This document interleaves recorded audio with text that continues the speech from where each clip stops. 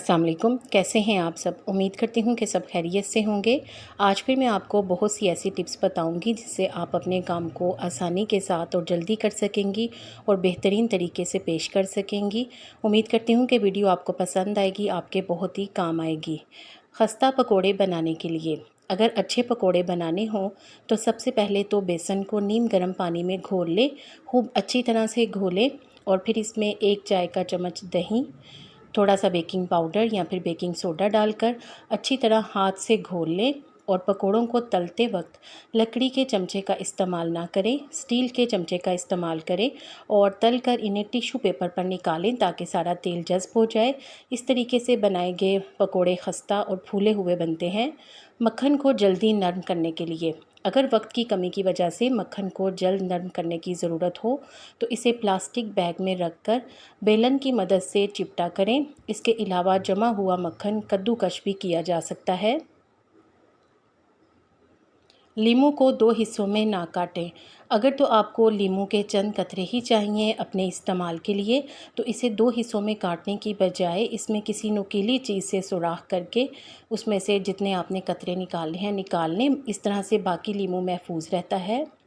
नए खरीदे हुए बर्तन को इस्तेमाल से पहले नए खरीदे गए शीशे, चीनी, ताम चीनी या फिर मिट्टी, यहाँ तक कि प्लास्टिक के डिनर सेट को भी अगर इस्तेमाल से पहले इन्हें गर्म पानी में आधे घंटे तक डबो दें तो ये बर्तन मखसूस हरारत या ठंडक मिलने पर चटकते या ख़राब नहीं होते। दूसरे लफ्ज़ों में इस तरीके से इनकी उम्र बढ़ाई जा सकती है। छुरियाँ चाकू से हाथ कट जाए तो अगर छुरी या फिर चाकू से हाथ कट जाए और कोई दवा ना हो तो फ़र्स्ट एड के तौर पर हल्दी लगाकर खूब कसकर पट्टी बांध दें तो खून बंद हो जाएगा। अगर खून बंद हो जाए तो फिर पट्टी खोल दें। अंडे की जर्दी और सफ़ेदी अलग करने का तरीका। अंडे की जर्दी और सफ़ेदी अलग करना काफ़ी मुश्किल साबित होता है। इसके लिए एक मुनफरिद सा तरीका मैं आपके साथ शेयर कर रही हूँ कि कोई भी प्लास्टिक की बोतल लें और जर्दी पर इसका मुंह रखकर नरमी से दबाएं तो इस तरीके से अंडे का सिर्फ जर्द हिस्सा ही बड़ी सफाई के साथ बोतल में आ जाएगा। प्याज काटते वक्त आंखों में आंसू ना आए। अगर आप चाहते हैं कि प्याज काटते वक्त आपकी आंखों से पानी ना निकले तो इस तकलीफ़ से बचने के लिए प्याज को काटने से पहले यानी इसको छील कर काटने से पहले फ्रीज़ कर लें, फ्रीज़र में थोड़ी देर के लिए रख दें। ये भी सिर्फ इस सूरत में जब थोड़ी देर में आप इसे निकाल कर काट लें, वरना ज़्यादा देर तक अगर प्याज को जमाएंगे तो ये गल जाएगी। इसके अलावा एक दूसरा तरीका भी है, वो ये कि प्याज काटते वक्त मुंह में डबल रोटी का टुकड़ा ऐसे दबा लें कि वो आधा बाहर लटका रहे। इस तरह प्याज से उठने वाला धुआं आंखों तक पहुंचने से पहले डबल रोटी में जज़्ब हो जाएगा और इस तरह से आपकी आंखें प्याज काटते हुए आंसू निकलने से महफूज रहेंगी।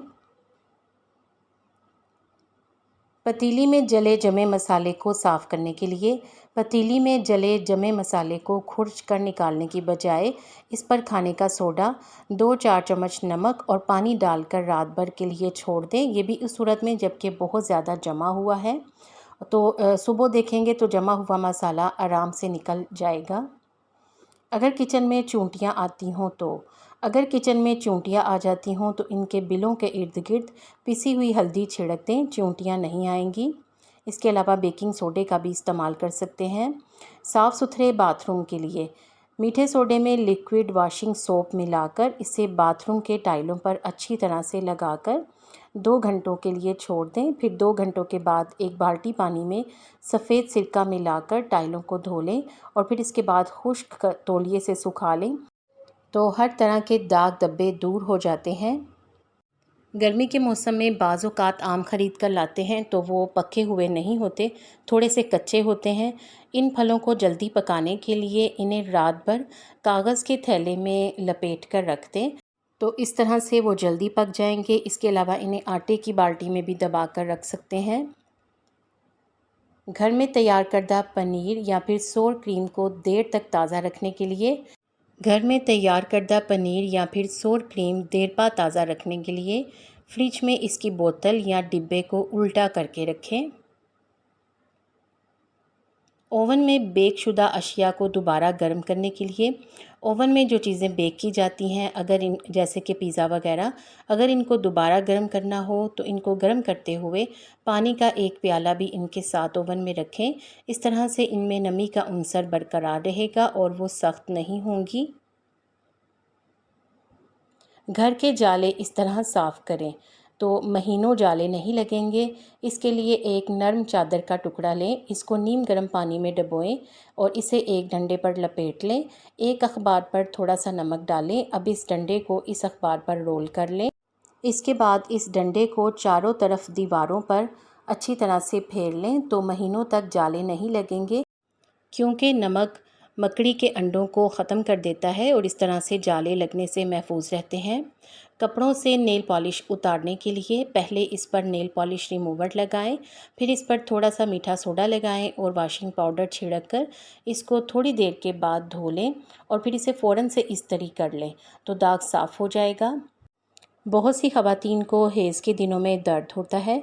इस दर्द से बचने के लिए अगर वो इस छोटे से टोटके पर अमल करें तो हो सकता है कि उनका ये दर्द ख़त्म हो जाए। इसके लिए एक चुटकी पिसी हुई काली मिर्च को 1 कप पानी में जोश दे लें और जोशांदा बना लें। फिर इसके बाद उसमें 1 चाय का चम्मच शहद मिलाकर दिन में किसी भी वक्त पी लें तो ये यूट्रस के दर्दों को दूर करता है, खुसूसन वो दर्द जो कि हैज़ के रुक जाने की वजह से होता है। लकड़ी के फर्नीचर की पॉलिश। लकड़ी का फर्नीचर चमकाने के लिए और लकड़ी पर लगे हुए पानी के दाग मिटाने के लिए सिरका और जैतून का तेल एक जितनी मिकदार में ले लें और किसी छोटी सी ढक्कन वाली बोतल में डालकर अच्छी तरह से हिला लें यहाँ तक कि वो यकजान हो जाए और फिर इससे फर्नीचर साफ़ करें। यानी ये थोड़ा सा जो लिक्विड है वो किसी कपड़े पर लगाएं और इससे पहले एक दफ़ा रगड़ें, फिर इसके बाद किसी साफ़ कपड़े से फर्नीचर को चमकाते जाएं। खानों को पुरलज़्ज़त बनाइए। कलौंजी और मेथी दाना हम वज़न पीस कर एक चुटकी खाना पकाने के दौरान डाल दें तो खाने में लज्जत आ जाती है।